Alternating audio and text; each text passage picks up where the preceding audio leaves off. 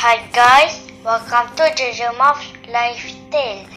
எல்லா போலும் இறைவனுக்கே. இன்றைக்கி நம்ம வந்து 2 விதமான ஸ்வீட் ரெசிபி பார்க்க போகிறோம். இந்த வருஷம் தீபாவளிக்கு நீங்கள் இந்த ரெசிபியில் ஏதாவது ஒரு ரெசிபியை செஞ்சு பார்த்துட்டு உங்கள் ஃபீட்பேக்கை சொல்லுங்கள் ஃப்ரெண்ட்ஸ். அதுக்கு முன்னாடி நம்ம சேனலை Subscribe and like. அப்படியே மணி பெல் ஐக்கானை கிளிக் பண்ணிக்கிறங்க. நம்மளுக்கு எப்படி அவல் லட்டு வந்து 3 வாரம் வரைக்கும் கெட்டு போகாது, அந்த மாதிரி தான் ரவா லட்டு நம்மளுக்கு கெட்டு போகாது மக்களே. இப்போ வாங்க கிச்சனுக்கு போவோம். அதுக்குள்ளே பொருள் வந்து ரவை, சீனி, முந்திரி, கிஸ்மிஸ்ஸு, கொஞ்சோண்டு பால், கொஞ்சோண்டு உப்பு, நெய், இவ்வளோ தான் ஃப்ரெண்ட்ஸ் பொருள். இப்போ வாங்க முதல்ல ரவையை வறுத்துக்குருவோம். அடுப்பை வந்து மிதமான சூட்டில் வச்சு ரவையை கிண்டுங்க. இதில் உள்ள டிப்ஸுன்னு பார்த்தா அந்த ரவையை மட்டும் கரிக்கிற மட்டும் கூடாது. அது மட்டும்தான் ஃப்ரெண்ட்ஸ் இந்த ரவா லட்டில் நம்ம முக்கியமாக பார்க்க வேண்டியது. பொன் நிறமாக லைட்டாக அடுப்பை வச்சு நீங்கள் லைட்டாக வதக்க வேண்டியதுதான். கொஞ்சம் சூடு வரணும் அந்த ரவைக்கு, அவ்வளோதான். அதே நேரத்தில் நம்மளுக்கு ப்ரௌன் கலரில் ஆயிடக்கூடாது. அடுப்பை எந்த அளவுக்கு சிறுக வைக்க முடியுமோ அந்த அளவுக்கு சிறுக வச்சு நீங்கள் வந்து ரவையை வந்து வறுக்கணும். இவ்வளோ தான் ஃப்ரெண்ட்ஸ் இந்த ரவா லட்டில் இருக்கிற டிப்ஸ், வேறு எதுவுமே கிடையாது.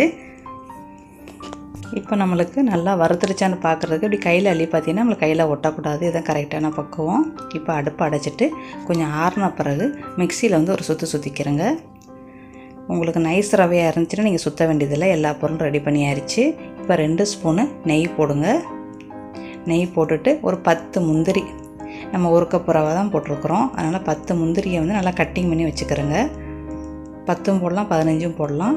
கட்டிங் பண்ணி வச்சு லைட்டாக பொன்னிறமாக வந்துக்கிட்டு இருக்கையிலேயே கிஸ்மிஸ்ஸு அதே மாதிரி ஒரு 10 கிஸ்மிஸ்ஸை போடுங்க. போட்டு அதுவும் நல்லா பொரிஞ்ச பிறகு நம்ம அரைச்சி வச்சுருக்கிற ரவையை போடுங்க. 1 கப்பு ரவை லைட்டாக ஒரு சுற்றிக்கிட்டு போட்டோம் அப்படின்டா நம்மளுக்கு ரவா லட்டு வந்து சூப்பராக வரும். அதனால தான் இப்போ நெய்யும் ரவையும் எல்லாம் ஒன்றா நல்லா சேர்கிற வரைக்கும் லைஸாக கிண்டி விடுங்க. கிண்டி விட்டுட்டு 1 ஸ்பூன் தேங்காய் பூ போடுங்க. அதுவே காஞ்ச தேங்காய் பூ கூட நீங்கள் போடலாம், அது இருந்தால் அது போடுங்க. அப்புறம் ஒரு பிஞ்சு உப்பு போடுங்க. உப்பு போட்டு நல்லா கிண்டி விடுங்க. கிண்டி விட்டு லைட்டாக அந்த தேங்காய் பூ வந்து கொஞ்சம் வறுக்கப்பட்ட பிறகு அதுக்கப்புறம் சீனி, நம்ம அரைச்சி வச்சுருக்கிற தூள் சீனி ஒரு 1/2 கப்பு போடுங்க. ஏலக்காயம் போட்டு நான் அரைச்சிருக்கிறேன்.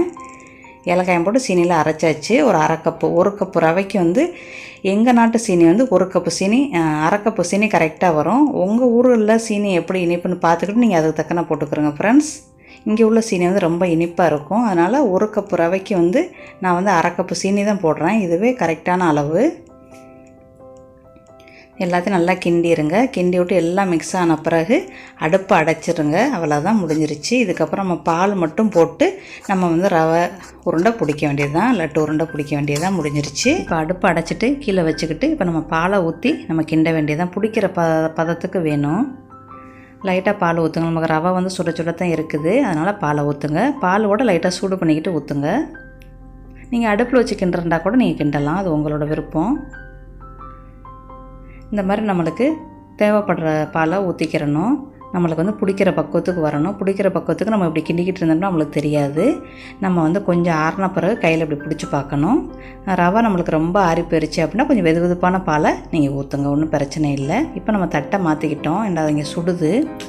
இப்போ நம்மளுக்கு நம்ம ஊற்றின 1/4 கப்பு பால், அதாவது ஒரு 3 ஸ்பூன் பால், ஒரு 4 ஸ்பூன் பால் இருந்தால் போதும். நம்ம 1 கப் ரவை தானே போட்டிருக்கிறோம். இப்போ நம்மளுக்கு நல்லா பிடிக்கிற பதத்துக்கு வந்துடுச்சு. கையை நினச்சிக்கிறோம் செய்யலாம். நீங்கள் எண்ணெயோ நெய்யோ கூட தொட்டுக்கிறலாம். இப்போ நம்ம கடைசி லட்டாக பிடிக்கிறோம். நம்மளை பிடிக்கும்போது மட்டும்தான் ஃப்ரெண்ட்ஸ் நம்மளுக்கு வந்து ரவா லட்டு வந்து உதிரி மாதிரி வரும். நம்ம பிடிச்சி நல்லா இறுக்கி வச்சுட்டோம் அப்படின்னா நம்மளுக்கு வந்து நல்லா செட் ஆயிரும். இது வந்து 3 வாரத்துலேருந்து 4 வாரம் வரைக்கும் கெட்டு போகுது ஃப்ரெண்ட்ஸ். கண்டிப்பாக நீங்கள் செஞ்சு பாருங்கள். நீங்கள் வந்து நல்லா விரும்பி சாப்பிட்றவங்களா தான் நீங்கள் கூடுதலாகவே செய்யலாம். எனக்கு இந்த 1 கப்பு ரவை போட்டு செய்கிறதுக்கு எனக்கு கரெக்டாக 10 நிமிஷம் ஆச்சு ஃப்ரெண்ட்ஸ். இப்போ நம்ம அழகாக ஒரு போத்தலில் போட்டு வச்சிட்டிங்க அப்படின்னா உங்களுக்கு 1 மாதம் வரைக்கும் கெட்டு போகாது. கண்டிப்பாக நீங்கள் செஞ்சு பாருங்கள். உங்கள் குட்டீஸ்கள் விரும்புனாங்க அப்படின்னா அடிக்கடி செஞ்சு கொடுங்க ஃப்ரெண்ட்ஸ். இப்போ வாங்க நம்ம வந்து அடுத்த ரெசிபியை பார்ப்போம். அடுத்த ரெசிபி வந்து நம்மளுக்கு வந்து குலாப் ஜாமுன் வருது. கண்டிப்பாக அதையும் மிஸ் பண்ணாமல் பாருங்கள் மக்களே. இப்போ வாங்க கிச்சன் உள்ளுக்கு போவோம். உங்கள் வீட்டில் பால் மாவு இருந்தால் உடனே நீங்கள் செஞ்சிடலாம் ஃப்ரெண்ட்ஸ். இந்த ஸ்வீட்டு ரொம்ப ஒரு சூப்பரான ஸ்வீட்டு ஃப்ரெண்ட்ஸ். இப்போ வாங்க என்னென்ன பொருள் போய் பார்ப்போம். பால் மாவு, கொஞ்சோண்டு பால், நெய், சீனி, தண்ணி, கொஞ்சோண்டு கோதுமை மாவு, ஏலக்காய் தூள், எலுமிச்சம் ஜூஸு, கொஞ்சோண்டு சோடாமா, இவ்வளோ தான் ஃப்ரெண்ட்ஸ் பொருள். இப்போ வாங்க செய்முறையை பார்ப்போம். முதல்ல நம்ம பாவு செஞ்சுருவோம். 1/2 கப்பு சீனி, 1/4 கப்பு தண்ணி.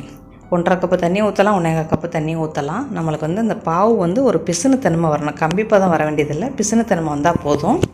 1½ கப்பு சீனிக்கு வந்து நம்ம 1½ கப்பு தண்ணி ஊற்றி மெதுவான தீயில வச்சுருங்க. இப்போ நம்ம மாவு பிணைய போகிறோம். அதுக்கடல இது வந்து பிசுபிசு தன்மை வந்துடும். கம்பிப்பதம் தேவையில்லை, நம்மளுக்கு பிசுபிசு தன்மை வந்துடும். இப்போ 1½ கப்பு மாவு, பால் மாவு எடுத்துக்கிறோங்க. எந்த கப்பில் சீனி அளந்தோமோ அதே கப்பில் 1½ கப்பு பால் மாவு, ஒரு 3 ஸ்பூனு கோதுமை மாவு எடுத்துக்கிறோங்க, ஒரு 1/2 ஸ்பூனு சோடா மாவு எடுத்துக்கிறோங்க. எல்லாத்தையும் மிக்ஸ் பண்ணிக்கிறோங்க. 1 ஸ்பூனு நெய் போட்டு மிக்ஸ் பண்ணிக்கிறேங்க. அந்த நெய்யில் வந்து கொஞ்சோன்னு எடுத்து வச்சுருங்க. ஒரு 1/4 ஸ்பூன் 1/2 ஸ்பூன் நம்மளுக்கு வேணும். இந்த கையில் வந்து ஒட்டும் எல்லாம். அப்போ நம்மளுக்கு நெய்யை போட்டு பிணைஞ்சோம் அப்படின்னா நம்மளுக்கு வந்து ஒட்டாது. பால் வந்து கொஞ்சம் கொஞ்சமாக போடுங்க. பால் கூடி போச்சு அப்படின்னா ஒன்றும் கவலைப்படாதீங்க. கொஞ்சோன்னு மைதா மாவை கோதுமை மாவை போடலாம். அப்புறம் கொஞ்சோன்னு பால் மாவை போட்டு மிக்ஸ் பண்ணி நீங்கள் பிணைஞ்சிக்கலாம், ஒன்றும் ஆகாது. இப்போ கையில் பிசு பிசுன்னு ஒட்டும் இந்த டயத்தில் நீங்கள் வந்து நெய்யை வந்து கையில் தடவிக்கிட்டு சப்பாத்தி மாவு மாதிரி நல்லா பிணைஞ்சிங்க அப்படின்னா நல்லா சாஃப்டாக நம்ம கையிலலாம் ஒட்டாது ஃப்ரெண்ட்ஸ். இது விரிசல்லாம் வராது, தைரியமாகவே செய்யலாம். புதுசாக சமைக்கிறவங்க கூட இந்த குலாப் ஜாமுன் வந்து நீங்கள் வந்து ட்ரை பண்ணி பார்க்கலாம் ஃப்ரெண்ட்ஸ். ரொம்ப அருமையாக இருக்கும், விரிசல்லாம் வரவே வராது, நீங்கள் தைரியமாக செய்யலாம். பால் கூட பார்த்திங்களா மிச்சம் இருக்குது. இப்போ இந்த இருக்கிற உருண்டையோ நம்ம உருட்டிக்கிற வேண்டியது, கொஞ்சம் சின்ன உருண்டையாகவே உருட்டுங்க. அப்போ தான் நம்மளுக்கு சிராப்புளுக்கு ஊரே நல்லா பெருசாக இருக்கும். எல்லா உருண்டையுமே உருட்டிட வேண்டியது, பொடிசாகவே உருட்டிக்கிறங்க.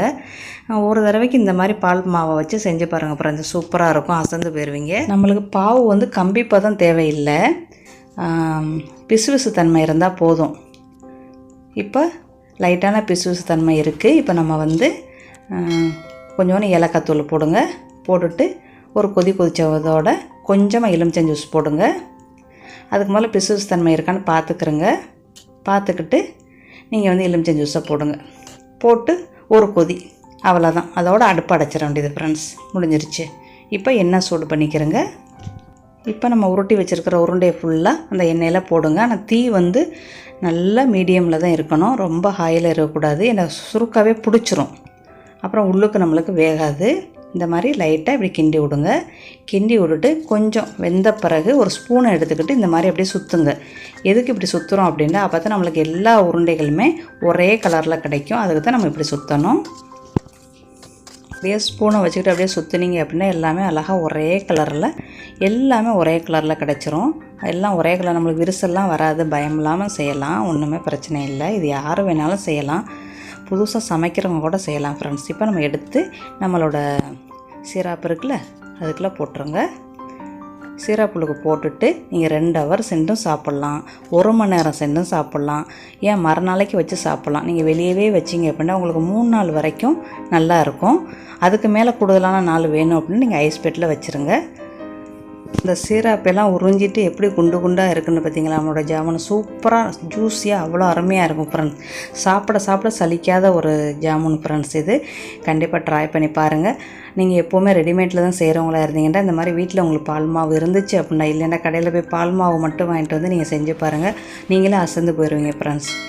இப்போ நம்ம ரவா லட்டும் செஞ்சுருக்குறோம், ஜாமுனும் செஞ்சுருக்குறோம். கண்டிப்பாக இந்த 2 ரெசிபியில் ஏதாவது ஒரு ரெசிபி நீங்கள் செஞ்சு பார்த்துட்டு எப்படி வந்துச்சுன்னு ஃபீட்பேக்கை சொல்லுங்கள் ஃப்ரெண்ட்ஸ். அடுத்த வீடியோவில் சந்திக்கிறேன். தேங்க்யூ ஃபார் வாட்சிங். பாய், see you.